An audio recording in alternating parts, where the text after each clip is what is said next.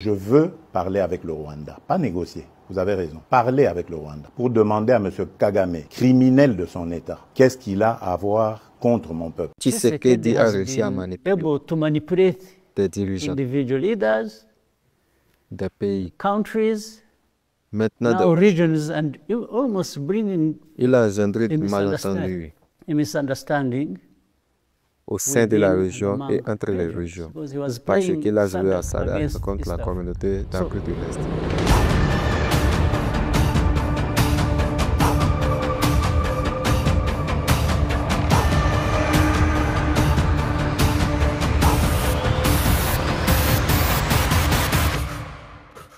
Ne faites pas ça.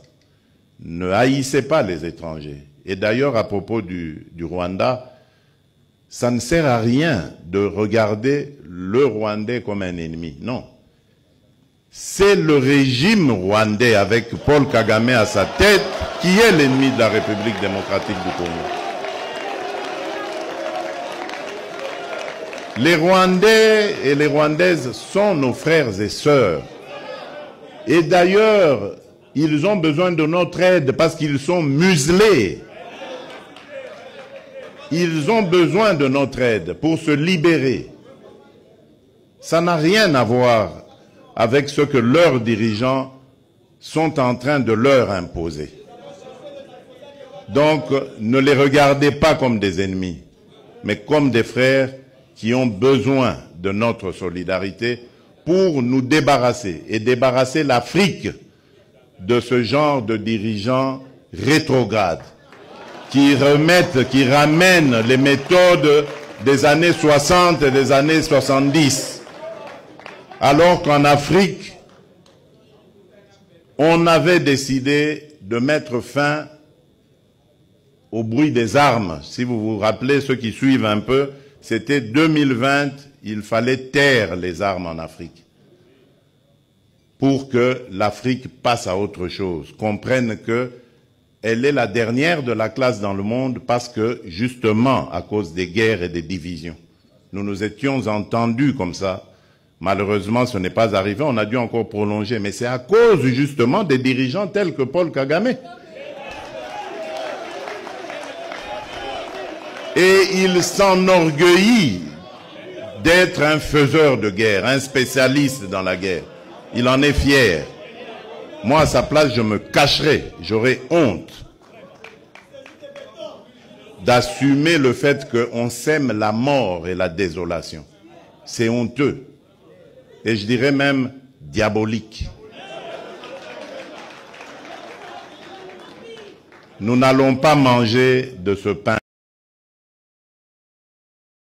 Tshisekedi a réussi à manipuler des dirigeants des pays, maintenant regions, and almost bringing il a engendré des malentendus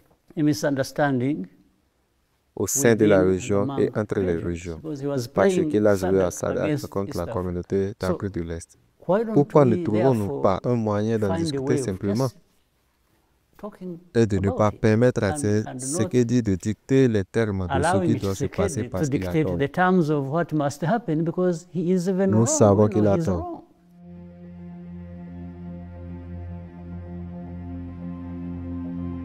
President Tshisekedi said he was ready to meet you on two conditions: withdrawal of Rwandese troops from DRC, he said, and the pre-cantonment of the M23. Are you willing to accept those conditions? Vous commencez à poser des conditions. C'est la mauvaise façon de procéder. Moi, je pense que parfois les gens s'affichent. Ils posent dans les médias.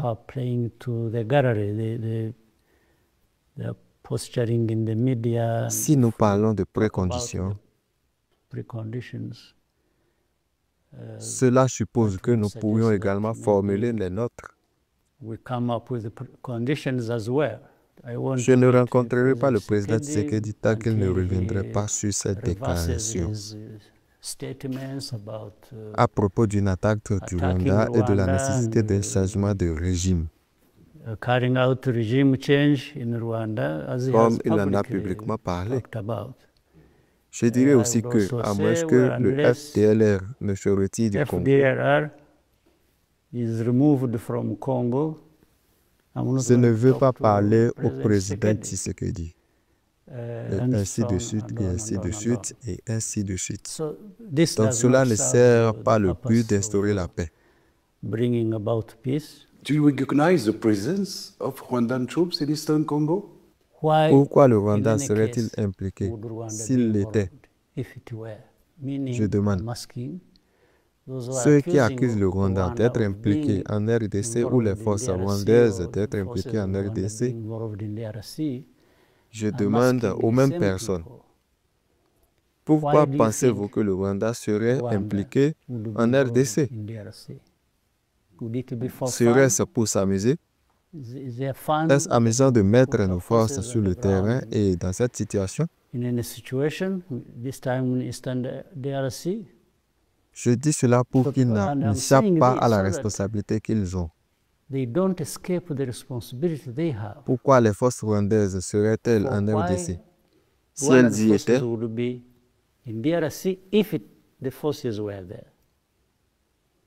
vous voyez ce que je veux dire? Je ne veux pas qu'ils parviennent à isoler ou à désagréger le problème et à se limiter simplement à celui des forces du Rwanda éventuellement en RDC. Parce que c'est ce qu'ils voudraient réaliser. Une partie du problème est interne, l'autre partie vient de notre côté. La partie interne étant le M23. Ces Congolais parlent du M23 comme de ces combattants. Quel que soit le nom que vous leur donnez ou quoi que ce soit. Ils sont 100 000 ici en tant que réfugiés au Rwanda. Certains d'entre eux sont là depuis 23 ans. D'autres moins. Mais 15 000 environ sont arrivés récemment, traversant la frontière presque chaque jour. Nous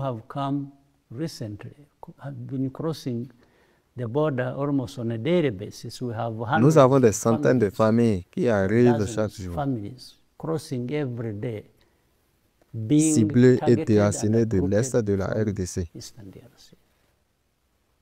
15 000 d'entre eux sont concernés par ce combat et les réfugiés arrivent ici. Maintenant, si vous qualifiez le M23 de terroriste, ou si vous voulez les sanctionner,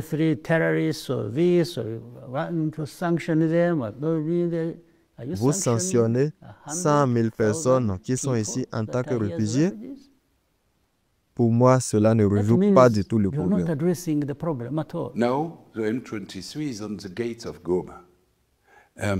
Are you calling on him, on this movement, to withdraw again? Quand vous ne regardez pas les choses, les causes profondes, et que vous ne disposez pas d'une vision d'ensemble de là où vous voulez aller, c'est-à-dire la paix, c'est la paix que vous voulez à la fin. Comment pouvez-vous y arriver en ne traitant qu'un élément parmi des centaines d'autres qui doivent être aussi pris? Il y a des efforts régionaux, il y a le processus Rwanda, il y a le processus de Nairobi. Ils font du bon travail. Mais j'aurais souhaité que nous rapprochions ces processus au lieu de les mener séparément. This man Tshisekedi was never elected first. He didn't at all, and you know it. So I'm not telling anyone.